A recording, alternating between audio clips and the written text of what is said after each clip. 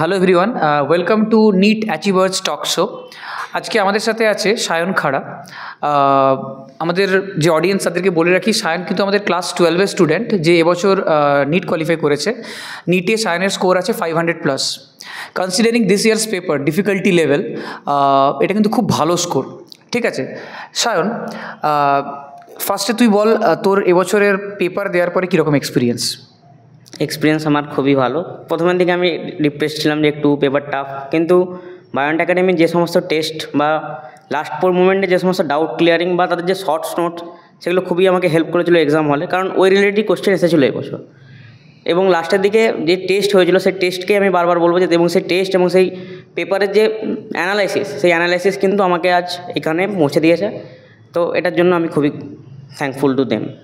আচ্ছা, এবার তুই একটা কথা বল, তুই তো ক্লাস 12-এর স্টুডেন্ট, সবাইকে বলে রাখি, কারণ এখন এত স্টুডেন্ট ড্রপ দিচ্ছে, মানে রিপিটার্স ব্যাচে প্রচুর স্টুডেন্ট থাকে, তাদের মধ্যে থেকে ক্লাস 12-এর স্টুডেন্টসরা যদি নিট কোয়ালিফাই করে, সেটা আমাদের জন্য খুব ভালো। ওকে, অনেক 12-এর স্টুডেন্ট তো আজকাল ভাবে যে এত স্টুডেন্ট যদি রিপিট করে তাহলে আমাদের কম্পিটিশন বেড়ে যাচ্ছে।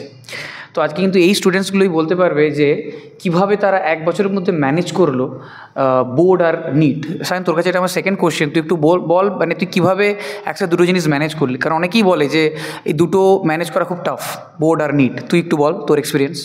টাফ বলতে গেলে যে ল্যাঙ্গুয়েজ, যদি বেঙ্গল মিডিয়াম, আমি একটা বেঙ্গল মিডিয়াম স্কুল থেকে বিলং করি, তো নিট টোটালি এনসিআরটি বুক, যেগুলো ইংলিশ পড়তে হয়, এবং বাংলা মিডিয়ামে টোটালি বাংলা, কিন্তু কনসেপ্ট দুটো বইয়েরই একই।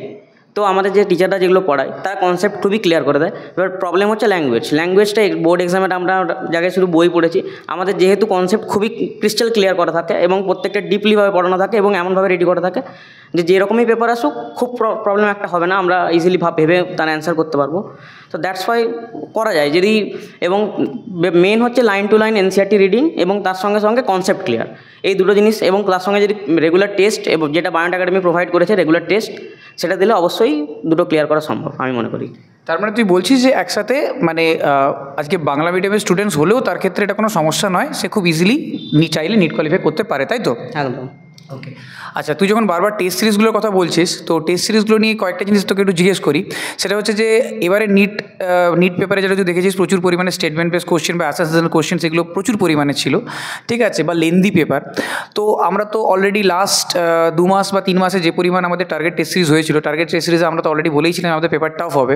তো দুটো পেপারের সিমিলারিটি তো খুঁজে পেয়েছিস, তাই তো? অবশ্যই সিমিলারিটি ছিল, কারণ যে সমস্ত পেপার এখান থেকে সেট করা হতো, ওখানে ম্যাক্সিমামটা স্টেটমেন্ট বা যেটা 2025 একদম সিমিলারিটি এসেছে, যে maximum lengthy question, how many questions correct, এবং ডাইরেক্ট কোশ্চেন কম, এবং এনসিআরটির ভেতরে যেখান থেকে কোশ্চেন সম্ভব পসিবলি সেখান থেকে নেওয়া হয়েছে, এবং সেখানে যে ভুলগুলো করেছি সেই ভুলগুলোই ডাউট ক্লিয়ারিংয়ের মাধ্যমে সংশোধন করে নিটে আমিও সেগুলোভাবে ঠিকঠাক করতে পেরেছি।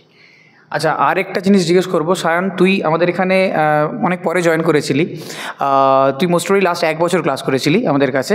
তো আমাকে একটা কথা বল, তুই তো আগে অন্য জায়গায় করতিস, তারপর আমাদের এখানে এলি, তো কি ডিফারেন্সটা পেলি, মানে তোর এখানে জয়েন করার পরে কি মনে হলো যে এখানে যে কী বেটার পাচ্ছিস? আগে যেখানে হতো যে আমরা বই পড়তাম বেশি, বাট টেস্ট বেশি দেওয়া হতো না, তাই আসলে কি আমার নাম্বার কোনোভাবে ইনক্রিজ করতো না, ওই ধারাবাহিকভাবে একই নাম্বার পেতাম। কিন্তু বায়োন্ট একাডেমি জয়েন করার পর যে উইকলি টেস্ট হতো, সেই টেস্ট থেকে প্রথম আমি বুঝতে পেরেছিলাম যে আমার মার্কসটা কমছে কোথায়, মানে আমার এনসিআরটিতে পড়ার মধ্যে ঘাটতি কোথায় রয়ে যাচ্ছে। তো সেখান থেকে যে স্যারেদের যে মান্থলি উইকলি টেস্ট, ফুল টেস্ট, পার্ট টেস্ট, বা আলাদা আলাদা সাবজেক্ট ওয়াইজ যে টেস্ট, ওই টেস্ট থেকে যে ভুল হতো সেই ভুলগুলো সংশোধন করে ঘুরে পড়ে আবার তার যখন রিপিটেড টেস্ট হতো, সেই টেস্টের নাম্বার ইমপ্রুভ করে আমি নিজের নাম্বার নিজেও বুঝতে পেরেছিলাম যে আমার চ্যাপ্টারটা কতটা প্রিপারেশন রয়েছে বা কতটা প্রিপেয়ার্ড আমি, এবং আরও কতটা রেডি আছে। তো বেসিক্যালি এই উইকলি টেস্ট, মান্থলি টেস্ট, এগুলোই আমাকে খুব সাহায্য করেছে আমার নিজের মার্কসকে ইনক্রিজ করার জন্য। তার মানে সবাইকে বলে রাখি একটা কথা, যে কথাটা বারবার সায়ন বলছে, টেস্ট সিরিজ, এটা কিন্তু খুব ইম্পর্টেন্ট। আমাদের বায়োন্ট একাডেমি যে টার্গেট টেস্ট সিরিজ যেটা হয়, আমরা কিন্তু নিটের প্যাটার্নেই কোশ্চেন্স বানাই। অ্যান্ড সবার জন্যই বলে রাখি, টেস্ট সিরিজ যদি না দেওয়া হয় তাহলে কিন্তু যত পড়ি না কেন কোনোভাবেই ভালো রেজাল্ট করা যাবে না। আরেকটা কথা সায়ন খুব ভালো বলেছে, যে এরর অ্যানালিসিস, টেস্ট দেওয়ার পরে যদি তার এরর অ্যানালিসিস প্রপারলি না করা হয় তাহলে কিন্তু 1000টা টেস্ট দিয়ে কোনো লাভ নেই। তো এই সব জিনিসগুলো যারা প্রপারলি করতে পেরেছে তারাই কিন্তু কোয়ালিফাই করতে পারছে, খুব ভালো একটা রেজাল্ট করতে পারছে, গভর্নমেন্ট মেডিকেল কলেজ নিয়ে আসতে পারছে। That's all for today. আজকের সেশনে আমাদের এতটুকুই। Thank you.